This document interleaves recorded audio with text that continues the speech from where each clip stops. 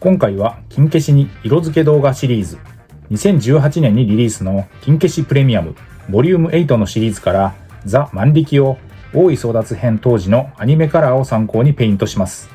いつものように水性アクリル塗料で色付けをしました。金消しプレミアムボリューム8絡み合う因縁の死闘の巻。2018年11月にプレミアムバンダイ発送の予約商品でした。このパートでは今回塗装のザ・万力の他に残虐の神憑依前のソルジャーマン、牧師スタイルのソルジャーなど大井争奪編で魅力的な超人たちがラインナップされました。まずは塗装前の状態です。金消しの保管状態は良好で、ペイントにはほぼ支障のない傷や曲がり癖もなく、通常通りの下処理で準備ができました。高さは約4センチ程度です。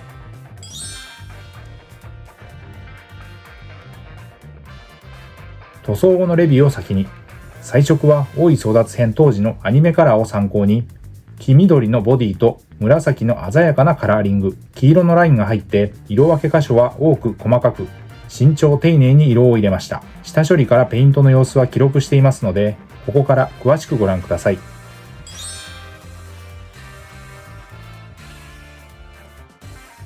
金消しデカ消しの塗装はおよそこんな流れで下処理をしていきます。煮沸してゴム素材を柔らかくして形を整え、余計な油分や表面のホコリを取る。ベンジン漬け込みを一晩から2日して、可素材、塩ビを柔らかくする薬剤を抜く。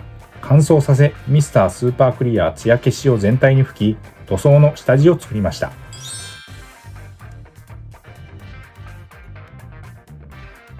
そして塗装です。ペイントの様子はハイライトで使用したカラーごとに見ていきます。ベースとして全身にまずファレホのモデルカラー、ライトフレッシュを塗りました。よく下地作りに使っているかなり白に近いフレッシュカラーです。一手間ですが、この下地のあるなしでその後の色のりは違ってくるので、漏れなくしっかり塗っていきます。全面に模型用の平筆で一気に塗るので、2、3分あれば下地はできてしまいます。塗料は水性アクリルのファレホを基本に、下出るカラーを要所で使いながら、オール筆塗りで色付けをしていきました。下地の完全乾燥の後、本格的に色分けをスタート。まずはフェイスの目およびコスチュームの縁取りラインの黄色です。ゲームカラーのゴールドイエローです。本来は隠蔽力には課題のある黄色ですが、下地も効いて一発で色が乗っていきました。頭部のスクランブルバイスには明るい紺色カラー、ゲームカラーのエルフィックブルーを使いました。さすがファレホの粘性と隠蔽力です。使用した筆は基本は模型塗装用の面相筆。面積の広い箇所はブラシを使って時短させ効率よく塗装をしました。工程は下地塗りから上塗りの大きく2段階です。今回の色塗りに使用した塗料はこちら。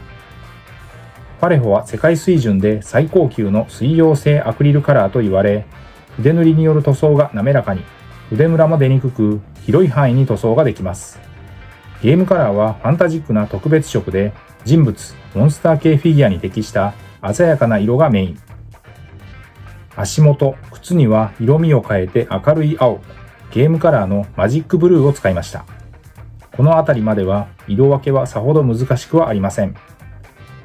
口の中、そしてスクランブルバイスの本来空洞部分にモデルカラーのダークグレイを使いました。色分けが細かくなってきました。5号素筆を使って丁寧に色を入れます。色数も多彩で明るいカラーも多く、様々な模型、プラモデル、フィギュア塗装に多用しています。水溶性で無臭、速乾、均一で色ムラが出にくい、マットな仕上がり。これらが何といってもファレホの魅力です。ボディカラーは黄緑です。モデルカラーのライムグリーンをチョイスしました。隠蔽力は強めのファレホですが、ライトなカラーはどうしても心配なところ。塗っている間に乾いた箇所を上塗りしていくように重ねて徐々に色をのせました。それでも下地も走行してうまく色は乗ったと思います。ファレホの隠蔽力が強いのは顔料の含有量、比率が高く設計されているということと、その粒子一つ一つが細かく、そのため均一に塗れるという特性を持っていることによります。消しゴムフィギュアの塗装では最初に行っている可素材抜きの工程が重要です。軟質のフィギュアにするために入っている可素材は厄介者で、そのまま塗装すると塗料の定着が悪かったり、事後に滲み出てきてテカリやベタつきの原因になってしまいます。